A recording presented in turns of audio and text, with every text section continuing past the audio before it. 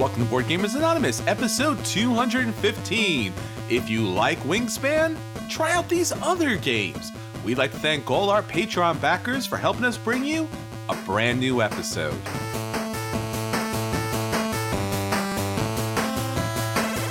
Welcome to Board Gamers Anonymous, the podcast about board gamers and the insane fun we have at the table together. This is Chris. And this is Anthony. And Anthony, no lying, no fooling. It is April 1st, April Fool's Day. And just to make this podcast even wackier, a little more crazy, we're not going to do that stuff at all this year. Oh, thank God. I'm sitting here like waiting for the shoe to drop and then having to like go with it, like a little bit of improv. And I was like, I don't have the energy for this. I've been reading this crap all day.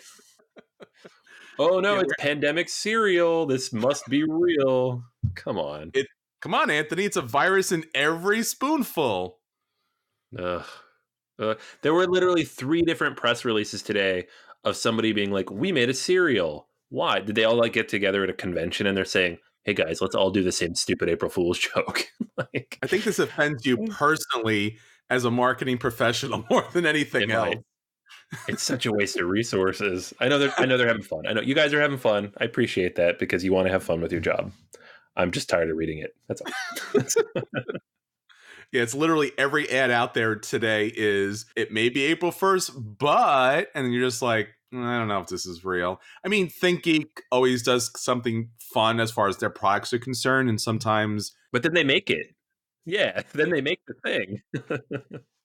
Or Blizzard. Blizzard was really known for that too. They used to make these kind of really crazy characters and games, and they would make those every once in a while too. So yeah, there's been some crazy stuff out there, but it doesn't seem to be anything legit out there. But a lot of, as you mentioned, some kind of quote unquote kind of fun hijinks by the board gaming community out there.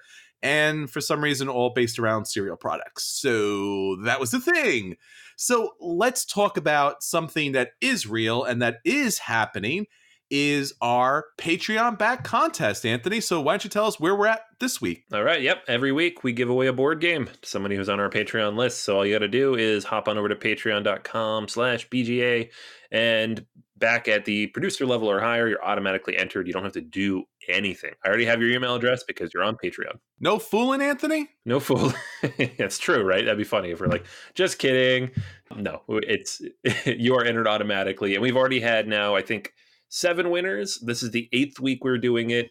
And last week, Amy won. Amy picked Root, which has been very popular among our winners. I think 3 or 4 out of the 7 have picked Root already.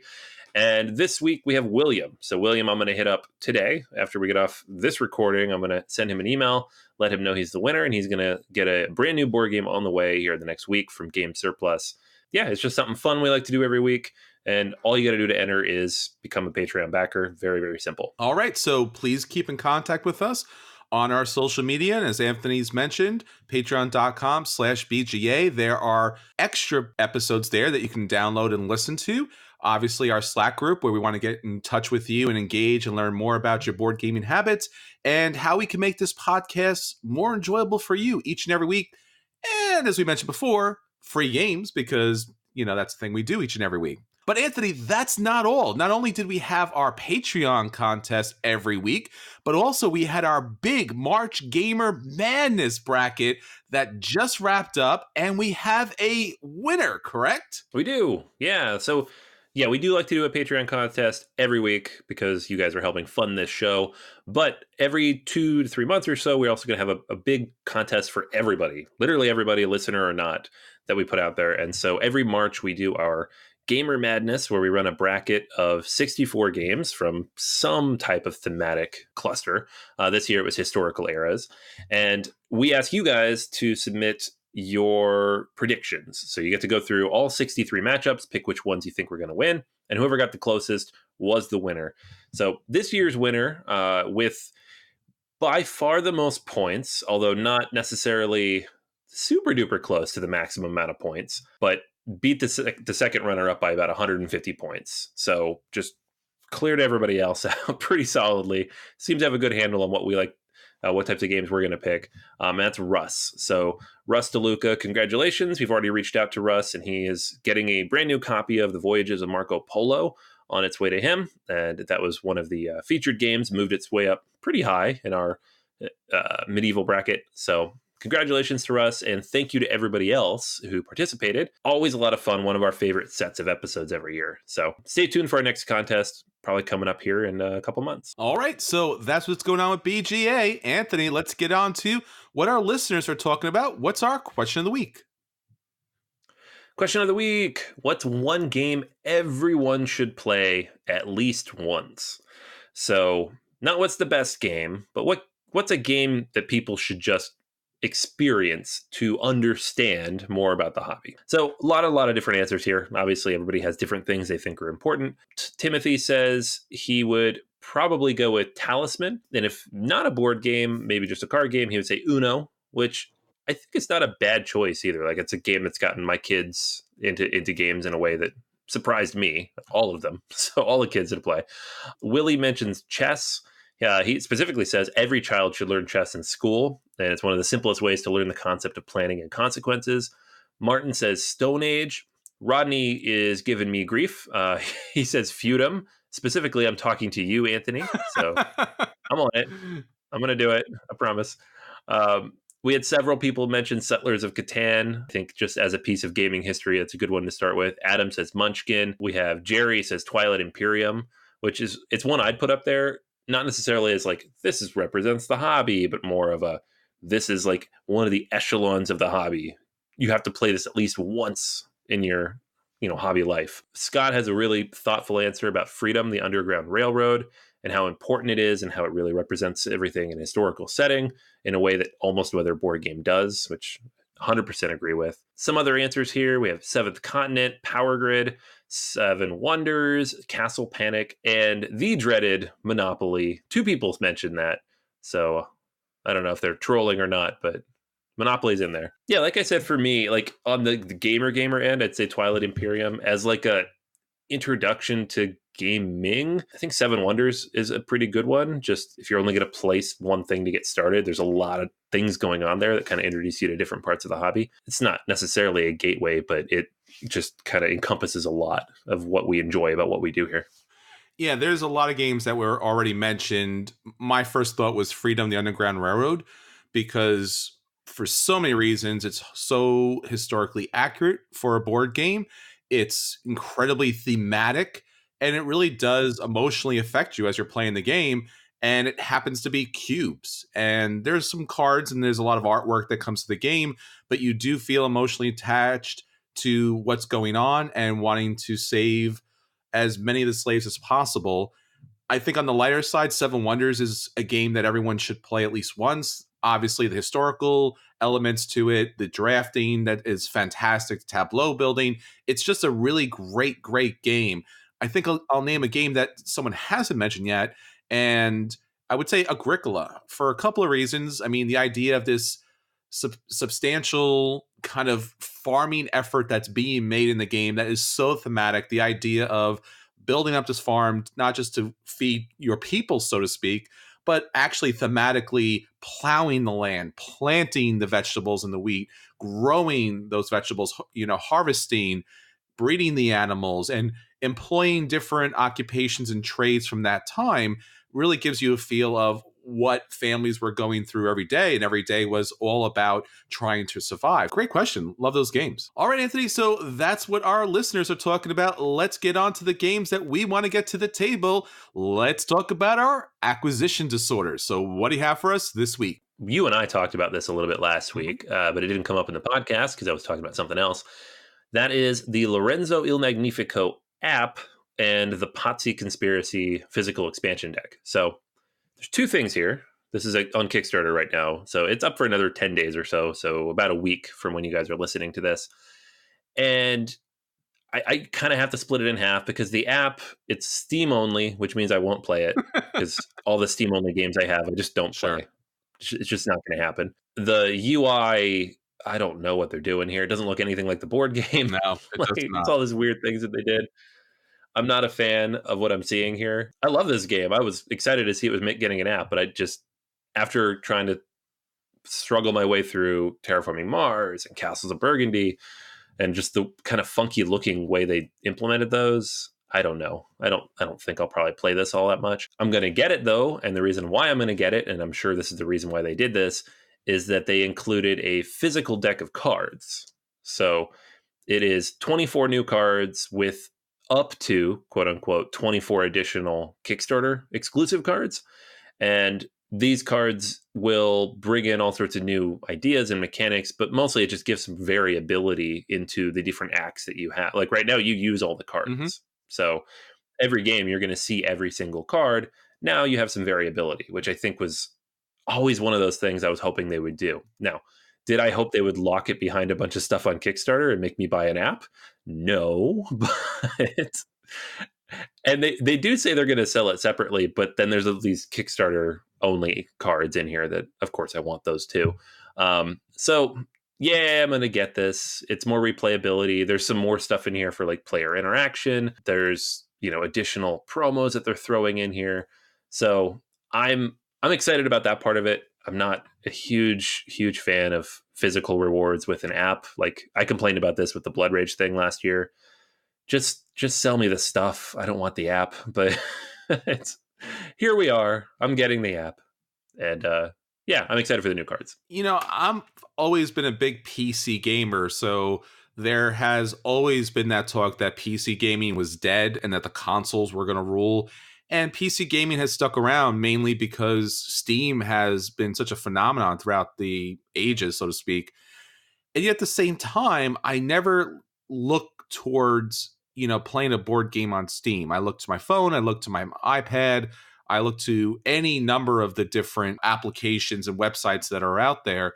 Steam does have Tabletop Simulator, it has Tabletopia, and has a number of other things. It just never seems to be the right kind of situation for me. I'm happy that this is here. I'm still a Steam fan, so I'm happy that there is an implementation of this out there. It does look really, really strange and different than the board game. I understand why they did that. I don't like it though, to be honest with you. I do like the effort and I think the mechanics that they put into how the board actually physically works well. And this seems to be something that may be abstracted to the point of being somewhat unplayable, at least what I can tell from the video. As far as the cards are concerned, I've always been the biggest advocate of wanting to have more cards that are used in a game because if every card is going to come out in the game, at some point you could lock down a strategy even before playing the game. And I just don't find that to be fun. I'm glad about that. I think there are a lot of cards in this upcoming expansion here that are take that kind of cards, which I got to be honest, I don't like in Yeah, a Euro game just because it's either something that someone's not going to use because it's like, "Hey, I stopped you from producing." All right, but do you know exactly how many points that actually is going to keep me from getting compared to if you took a card, how many points you would get there?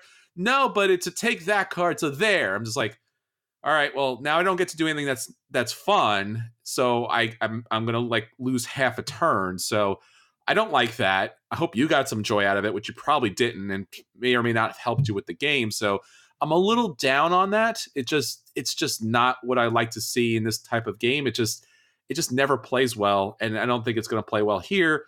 But as you mentioned, I'm most likely going to back this just because it's more cards for a game that I like a lot, and you know, it's Lorenzo, so why not, right? yeah, exactly. That's where I'm at. Is it a buy? Yeah, sure. I guess it's a back. Whatever you gotta do.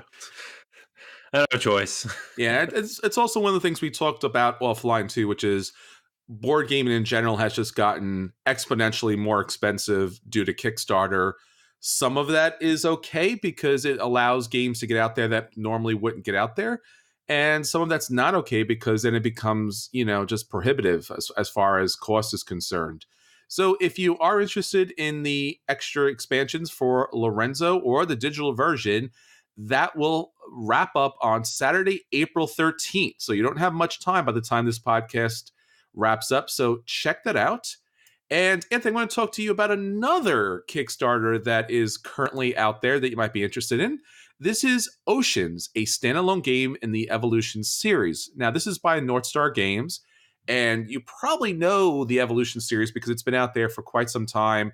They even have a version of it. I think it's Evolution: The Beginning that's in Target. It's kind of like a simplified version of Evolution. And Evolution is basically all about taking these creatures from all these different prehistoric times and then choosing different traits to kind of upgrade them. You increase their size, you increase their population. If they're plant eaters, they're going to be eating plants to score points. If they're carnivores, they're going to eat other plant eaters or other carnivores based upon size.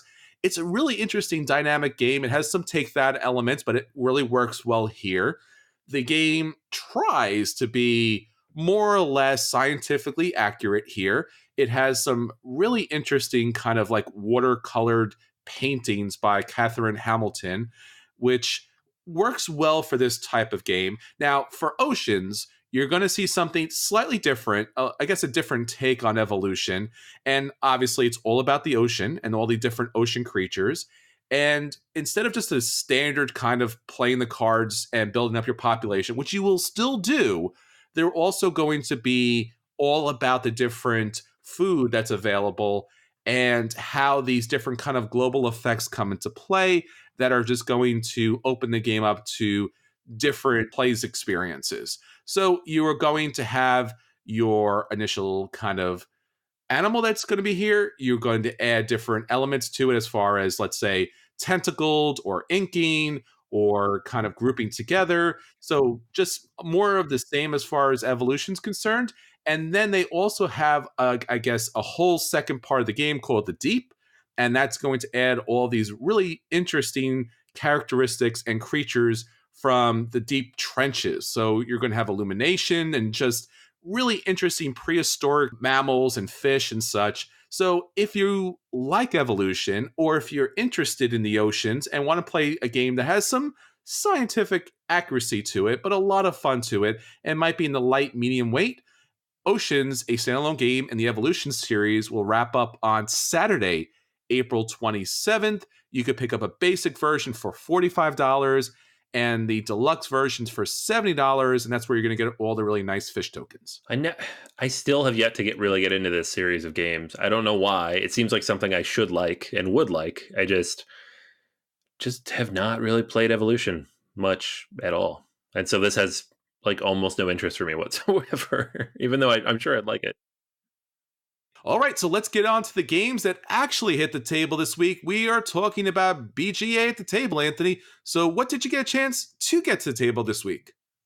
Yes, so I got a chance to play the Stone Age Anniversary Edition, which, for all intents and purposes, is the same as the Stone Age we've been playing for 10 years. So, if you haven't played Stone Age, it's one of the seminal worker placement games. You have this little clan of workers that you place in various places to generate food or upgrade your tools or increase your ability to produce food or reproduce or gather one of these many different goods. You can put your guys out in just groupings, so you don't have to just put one worker at a time. You could be like, I'm going to put 4 guys on the wood because I really need some wood, which means you get to roll a bunch of dice. You get to roll 4 dice and divide by the number of that goes with that particular location and get that much wood. So it's kind of cool that way. It's not just like one for one, like some of the more basic worker placement games that came before it, but it is still fairly simple and a little dice reliant. You score points in the end by trading in goods for these different buildings that are available, as well as these cards that you can produce. Some of them give you end game points, other ones just have different icons on them. You're collecting sets. It's all pretty basic stuff. The game is fairly simple to learn and teach, all the good stuff. So you guys probably already know Stone Age, right? The Anniversary Edition is a new, not even that new, because most of the stuff in the box is the same, but you can flip the board over and now you have the winter version. And so the artwork's all different. It's all, wintry. The player boards are different too. You can flip those over. There are new building types as well. You flip those over. The cards are the same. That's the one thing that doesn't change. And the food's the same. And the other stuff is, of course, the same. The difference here in the winter version is that you end up paying additional resources for some things. It's a little bit more expensive to get to some of these buildings. Like the cards, for example, you have the option to pay like extra gold and you get an extra benefit from doing that. It's fine. I mean, it's a little bit tougher. I mean, it's the point of it. It's winter. So, of course, it's harder to hunt and gather in the middle of winter. It Doesn't do a ton though to change the game. This is really just for people who want a small tweak to a game they've played 50 times. And the reason I know that is because this is $80. And so the only people who would buy this are people who've played this game 50 to 100 times and really, really like Stone Age, or have never been able to find a copy because it's almost always out of print. It also comes with a couple of small expansions, some additional like wild animal type things. It's nothing huge or game breaking, but little things you can kind of throw in there, like a side stack of buildings. They're igloos that you can build as well that go with the winter version. So nothing game changing here. It doesn't come with the other big box expansions for this game or any of the small ones, which I think is silly if you're going to charge $80 for a game and that's supposed to be like anniversary big deluxe kind of version of it. But you do get a new board, you get some new stuff, a couple of small expansions, you get a very shiny cover on the box. Stone Age in general is a buy. I don't think you should spend $80 on this unless you can get it for less or just can't find it otherwise. But in general, it's a good game that deserves a place in the collection if you're looking for like a entry level gateway-ish worker placement game. This version though, as with all things Asmodee touches, you're like, whew, that's expensive. So that's, caveats all around. Yeah, I remember this coming out. I was really excited about this because I hadn't had enough plays this game to really know if I wanted to put that much money into this game, but it was such a classic game. In fact, my sister played this at a meetup one day, and she doesn't play a lot of kind of Euro games, and she just kept coming back to it. She's like, I really like that game. I'm like, well, I definitely got to pick up a copy of it. And then it went out of print for a while, and it was in and out. It was really hard to find. And this Uber so-called version came out, and I was like, oh, definitely got to get a chance to play that and really want to get that game to the table. And it's super, super expensive. And I'm like, that's really weird. That was a gateway game that, other than the fact of it being out of print, there really isn't any reason why the game should be that expensive for what it is, and yet it was. So, it's Yeah. killing me, man. I know, no, it's ridiculous. Like I played it and I was like, oh no, I've been meaning to pick this game Yeah. up. I should get this. And I'm like, ugh, no, I'm not getting this. Like crazy. And the thing is too, like to be fair to Z-Man, the component quality here is good. You have, dozens of little cavemen meeples, and they are all silk screen, like they have the character drawings on them. The resources are all, chunky and they feel good. Everything's solid and thick and everything. You get that dice cup, which some people love, some people don't. This one doesn't smell funny, so that's good. I know some of the older editions of the game, it smelled funny. But it's just, and so like you compare that to what like Spiel is doing with like a Blackout Hong Kong or a Heaven and Ale where they're charging 70 or $80. And you're like, well, this is better than that. But nothing should cost that much. So it's just, they're trying to raise the bar on us of expectations. Like, no, no, no. Back up a step. It It's too is. much money. So, yeah, it's a shame. I wish it was a little bit cheaper. It would be an easy recommendation if it was 60 like the other, Mhm. like the base game was. And I don't know why they did this. They didn't put enough extra in the box to warrant an extra Yeah, 20. I've had this argument with a lot of my friends at game night because there's a certain barrier of entry. And when it comes to a board game, in comparison to a movie, when you go to a movie, you know what you're going to get as far as that type of experience. When you're playing a board game, it's a different type of experience you're going to have with people at the table, and actually the mechanics that come into play. So when you have something that is a gateway game that's built to be a gateway game, it should somehow have a gateway price to it, unless it's one of those kind of like it's been out for 50 years and they want to do some Uber version and like dip everything in gold. But beyond that, a gateway game should have a gateway price, and 40 to maybe $60 is as at most what I think a game would be like that, because when it's going to come out and it's going to be $80, your traditional gateway fan or your new person to the hobby is not going to drop $80 on a gateway game, and they're going to miss out on a great game, and it's really, really a shame. And I just it's a bit of a problem with the industry here. Yeah, no, I mean, and this game is totally like the shiny cover, the 10th anniversary. It's totally for people who know this game and have had it for 10 years and like it. It's just how many of those people are there? Maybe there's more than I realize. I don't know. This is not a game I had played very much before, but I don't know. It's hard to see what the audience here is and how they justify that. Not that it's that egregious compared to other companies. It's just, I guess I'm just disappointed. That's all. I wanted to pick it up and I won't. So there you go. Let's talk about another game that has gone above and beyond as far as the price point is concerned, and in some ways the components. This is Heroes of Land, Air, and Sea. Now, I should preface this review by saying I've only had the opportunity to play the game once, and I will explain why in a bit. But one of our Patreon backers has insisted that I review the game. Typically, I like to get the game to the table multiple times, and I do want to get this game to the table at least one more time just so that I can double check how I feel about it. But I want to give you an initial review of the game. Heroes of Land, Air, and Sea is another game, and in this case, the big game from Gameland Games and from designer Scott Alms. Now, this game initially, when it first came out, I think I talked about this on our acquisition disorder. I was very, very drawn to it because they talked about this game in respects of being a real-time strategy game. Now, if you have not played an online video game that was a real-time strategy game or an RTS, basically those games are all about harvesting resources from the lands around you and then building up, military forces and then doing the old 4X thing where you're exploring, you're expanding, you're exterminating and such. And you're doing this in order to score the most points possible when it comes to the board game. In the video game version, it's all about knocking out the other players. We're looking at fantasy races. So you have your orcs, you have your elves, you have your dwarves, and your humans. And the recent Kickstarter also had air race, and they also had an ocean race, and there was also mercenary race, and there was also mercenaries you could add to your own deck, and it came with so many expansions. It was really exciting to see. Now, I play a lot of the Gameland games, and they're okay. My number one complaint is they keep trying to go with this kind of really small version of their games, and sometimes it just does not work, and it kind of ruins the game in some respects. Here you have a big box version of the game, and yet when I'm going to talk about the components, you could see how there's actually some problems with the game. So the game setup, and there's a lot of information here, but I'm going to try to shrink it down a little bit. So basically, you have a race, and your race plays somewhat asymmetrical.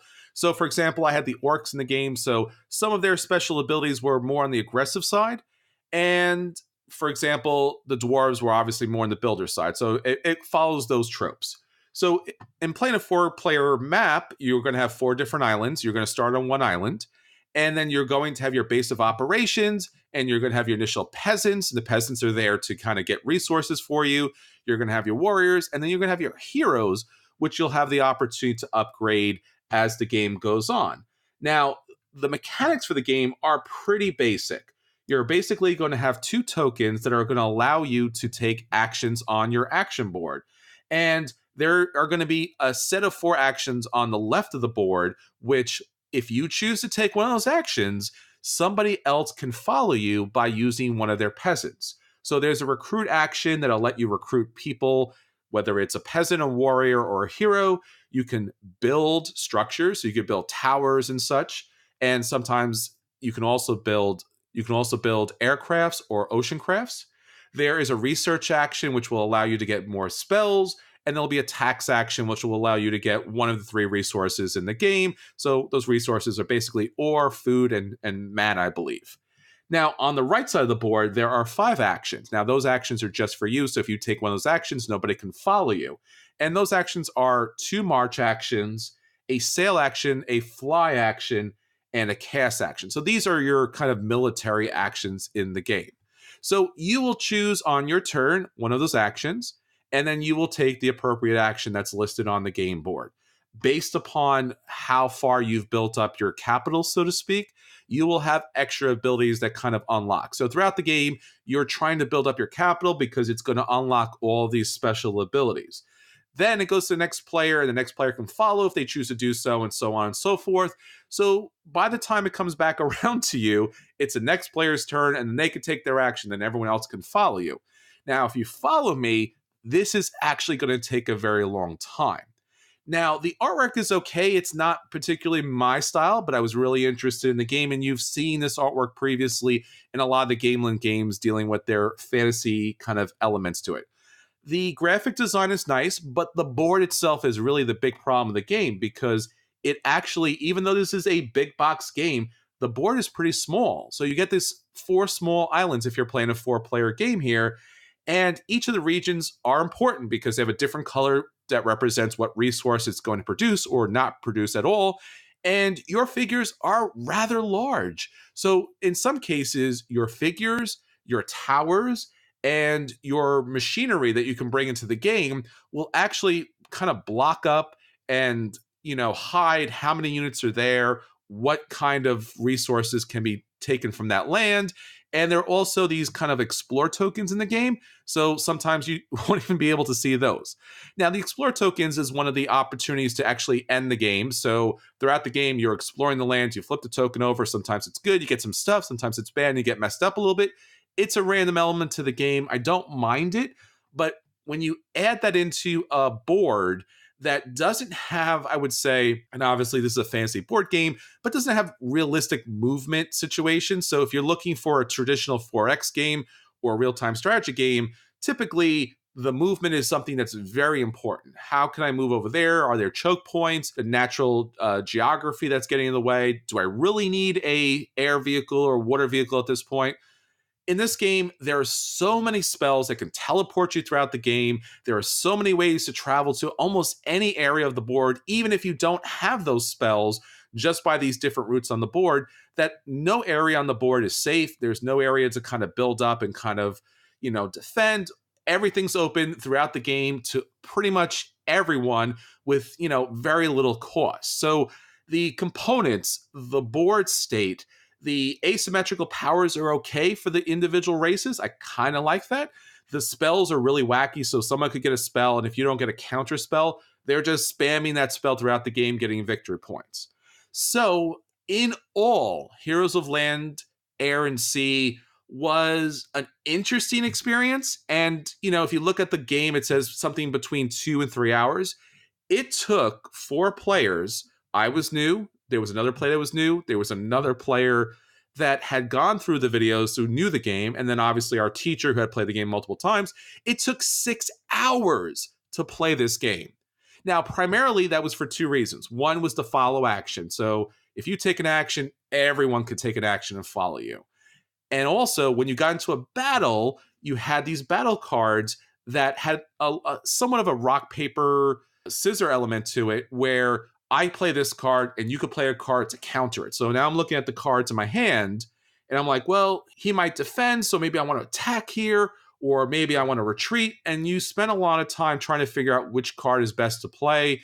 Spells are involved. It takes a very long time. So even though it's one play, the follow mechanic, the military mechanic is really going to take up a large chunk of your time. I don't care what anyone says. I played way too many board games, way too many 4X games, way too many RTSs. This game time is insane. So for Heroes of Land, Air, and Sea, it gets a dodge. I'm really disappointed. This was something I was going to back on Kickstarter. I'm kind of relieved because now I could play something that's a lot better than this in a different format. And yeah, 6 hour game. Not the best gaming situation. That is so long. It's so bad. And it's so expensive too. Like you get all the stuff, like base game even just 150 and like, oh wait, there's more boxes. You could spend like $400 on this game. I guess if you're going to play a 6 hour game repeatedly, you might as well spend $400 on it. You have some cardboard components to it, which kind of are really wobbly and fall apart. They're missize as far as the board's concerned. The figures look almost identical. So you're like, hey, is that guy over there a peasant or are they a warrior? Because it's really hard for me to tell. So it's a game that could have been great and had the bones to be great, but it needed somebody to come in and edit the game down a lot. All right, Anthony, so that's the games that have been hitting our table, and in some cases, for a very long time. Let's talk about our feature review. So for our feature review this week, we're going to be talking about Wingspan, one of the most popular games out there on Board Game Geek, burning up the top 100 so fast. It's kind of hard to remember where it is at this particular moment to the next. Currently, it stands at number 80 in the top 100, and I think that's not where it's going to finally land. I think it's going to soar up much, much further. So, Anthony, you've had an opportunity to play the game. Why don't you tell us about Wingspan? Yeah. I talked about it a little bit last week in my review. Basic idea of the game, though, is you have hand of cards and some food that you're going to gather from these dice that are rolled periodically. And what you're trying to do is place them out in your aviary tableau, which has 3 different rows in it. And every time you play a bird into the tableau, except for the first one in each of those rows, you have to pay a certain number of eggs, as well as the food that's printed on the card, and you place your bird out, right? There is space in each of those rows for 5 birds, and you will be able to take the action of that row and activate the birds. So the first row is to get more food, the second one is to get more eggs, and the third one is to get more cards. And when you activate the row, you're going to work backwards from the far right all the way to the beginning and just do each of the things each of those birds does. Some of them don't have anything that'll activate at this time. Maybe they have when played abilities, other ones have, you know, when someone else does a thing abilities, but anything with a brown label on it, it will activate, and you work your way backwards and you get to do all those things. So you're trying to build an engine is what you're trying to do, and have the most efficient tableau possible so that when you do certain things, you get the food you need, you get the eggs you need, you get the points, of course, that you need to win the game. And it flows very smoothly. If 4 rounds, you have a decreasing number of actions over time because you're going to lose 1 action per round. Ultimately, you're trying to get a nice diversity of birds and enough eggs and some of these other things that work towards bonus cards you have to ultimately win the game. So we want to look at a few of these different ideas, but mainly this engine building and card triggering mechanic, as well as the whole idea of just being able to do cool things with a tableau in front of All right, Anthony. So we are going to talk about 6 games that, if you like Wingspan, you should try out. So why don't you start us off? you. Yeah, so I'm going to start out on the lighter end here with Space Base. We talked about kind of before putting this episode together, Machikoro, and then of course I said, well, Space Base is a better version of that, so that's how it's on the list here. In this game, you have a tableau in front of you. You actually start with a full tableau of 12 ships, or I guess 11 ships, one for each of the possible die rolls of 2d6s. And over the course of the game, you are going to gather different resources based on what's rolled. So when you roll, you get to take both of the dice or them combined. When somebody else rolls, you can take the bonus of any ships that you've retired, meaning you've replaced them and moved them above your board upside down. And now in the little red space at the top, you get to do that thing. So it's this constantly evolving building engine that gives you new stuff as the game kind of progresses. And you kind of have to very carefully determine where you want to place things and how you want to build on it. A lot more luck, of course. You're relying on dice than like a Wingspan, but a lot of fun, very easy to teach, and highly replayable. That's Space Base. Well, on the lighter side for me, a game that I really enjoy that reminds me of Wingspan is Majesty for the Realm. Now, what's interesting here is that you start off with this tableau of these different buildings from this medieval era, where you have a mill, a brewery, a cottage, a guardhouse, barracks, inn, castle, and infirmary. Now, what's going to move and activate the different buildings is a market row of cards that are going to relate to the different buildings. So you might have an opportunity to be able to get a knight or a queen or a miller. And then when you take that card, you're going to be able to put it in your tableau underneath the right building. It's going to activate that building, and you're going to gain a special ability from that building based upon how many cards are listed there. It also offers a lot of different diversity as far as gameplay is concerned, because the buildings flip over and they have different abilities that go into the game. And you can play a lot of different strategies. There's not just one strategy for this game. The artwork is bright and colorful and fun. Pretty much anybody can play. It's a great, great gateway game. But even if you are a hardcore, crunchy Euro gamer, this is a lot to enjoy for this game. And that's Majesty for the Realm. All right, next up for me is London. This is a Martin Wallace game, recently redone in a second edition by Osprey Games, which is, in my opinion, a far superior edition of this game. So definitely track that one down. In the game, you are building a tableau to represent your city, so your part of London, grabbing different cards from the central board and playing them out to kind of build out your tableau. And each slot has its own kind of value, because when you activate your city, which you'll do all at once when you choose to do it, it will generate the things on the card, but it might also generate poverty, which can in turn lose you points by the end of the game. So you have to balance that very carefully. The game also has these various different location cards you can pick up. They're larger tarot-sized cards that give you special bonuses, but again, might also generate additional poverty depending on which ones you get. And so it's this very careful balancing act of the money you have, the poverty you've accumulated, and the various cards that you're trying to trigger and to generate not only resources with, but ultimately prestige to win the game. It is a Martin Wallace game, so there are loans, of course, not something you'd see in Wingspan, but it does remind me a lot of kind of the idea of having this tableau, very carefully managing the tableau, and then triggering it at the right time to build a certain flow of goods and ideally positive cash flow for your city. So that's London. Well, another great game in the medium weight, if you're looking at Wingspan, is Coimbra. Coimbra is all about the scholarly city in Portugal, but the mechanics play very similar to Wingspan in that you're going to have a marketplace of cards, and there are also going to be dice involved in the game. You will choose a die from the pool, and then based upon where you place it in Coimbra, you'll have an opportunity to purchase a card from the available market of cards that are listed there. Now, what's really interesting is the dice play in this game because based upon the color and based upon the pip number, there's not only going to be a price, but it's also going to show what cards you're going to be able to pick up from that particular row. Once you take the card, that's where the tableau building really comes into play because your own player board, which is going to show off the different resources that you're going to have to be able to take in order to activate and purchase the cards, are going to allow you to play the cards based upon their different symbology. So you might have a card that has an instantaneous effect. You might have a card that places in the C phase. When you place the dice, they're going to come into play. You might have a card that activates in the E phase. So when you're actually getting your resources, that's when they come into play. And then finally, there is a final round card that's going to score you a ton of points based upon how you built up your tableau.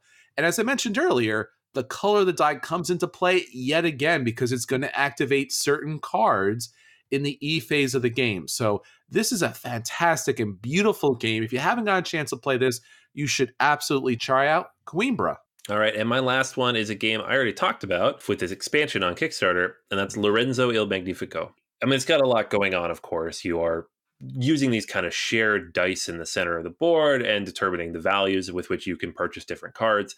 But at the end of the day, you're building a tableau of different types of cards that will trigger based on different things you do, but all need to work together. So you have your yellow cards up at the top that kind of generate you money, as well as kind of managing the resources that come in and go out. You have the green cards, which are just going to generate you resources. You have your purple cards, which are mostly end game points, and then your blue cards, which can generally affect anything. Honestly, they can make certain things cheaper and other things more expensive, and move things around and trigger other things to happen more frequently. So it's this careful balancing act of making sure you have the right levels on the Vatican track, as well as your military strength to put the right cards out, not lose the bonuses that you're going to get towards the end of the game, all the while making sure you have just enough money to buy the cards you need to keep growing your tableau. And of course, turning on your tableau, which is a separate action. It's a lot heavier. It's a lot thinkier. There's a lot more going on. It's much, much tighter, and the interaction is much higher than Wingspan. But if you like Wingspan and want something heavier that does more for your, or if you just have a bigger gaming group of hardcore gamers, this is definitely one worth checking out. That's Lorenzo il Magnifico. And finally, I actually have a family of games that actually range from the very light to the more complex. So this whole family is a family of games that I talked about earlier. It's called Evolution. Now, Evolution's really fantastic because what you're doing here is you're taking your different animal species, you're adding traits, you're raising population, you're growing its size, and then you're dealing with the different elements and the different predators of that age. Now, you can play the very simple version of this, Evolution in the beginning. You can pick that up at any big box store. You can play the standard version, which is Evolution, and it also has its expansion Flight. So if you are hardcore into birds, that would be a fantastic way to go. I would recommend Evolution Climate because it adds in this really nice global element in which not only you're dealing with other species out there, but here you're also dealing with the climate and the effects that come into the game.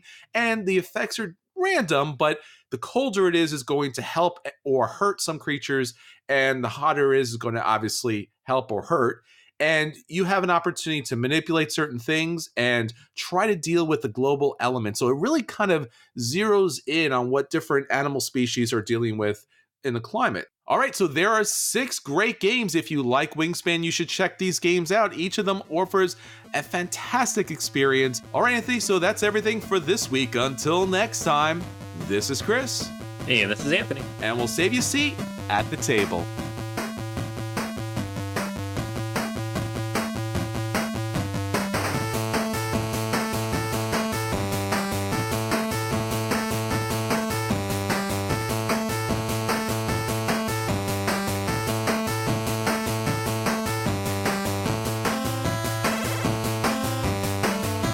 Listening to a proud member of the Dice Tower Network, dedicated to bringing podcasters together for the greater good of gaming.